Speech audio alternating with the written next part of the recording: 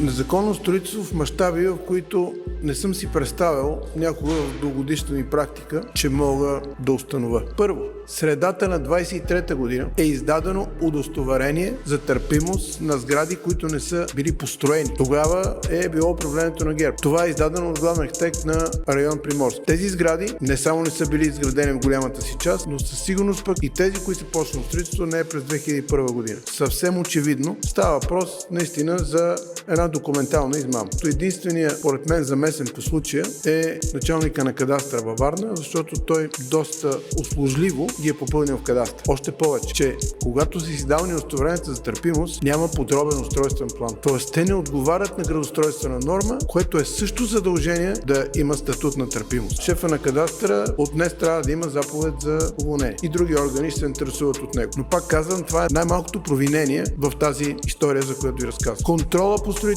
на всичко това, което се е случвало, е от община Варна. Установихме, че има допуснат изработване на подробен устройствен план. Внимавайте. Януари 25 година. Тогава, когато кметът твърди, че е имало сигнали вече за незаконно строителство. Не може да бъде допуснат подробен устройствен план с цел узаконяване на законно строителство. Казвам ви го текст от Закона за устройство на територията. Виждате ли каква организирана слепота е строителството на цялото това селище? Какви са пропуските? Те са толкова ясни, че буквално блестят в очите ни. Знаете, че е имало преписки и е бил направен опит да бъдат прекратени. Тоест, мащаба става много по-голям. Виждате ли колко е пропито било обществото ни към този момент? Най-малката част е, че имаме незаконно строителство. Голямото питане ни е кой го допусна и кой наистина през цялото време стоеше с широко затворени очи. И те не са били едни очи, били са страшно много очи. Ще има много работа за безспорно беззаконие. В случая на Варна ще се превърне в емблема на беззаконието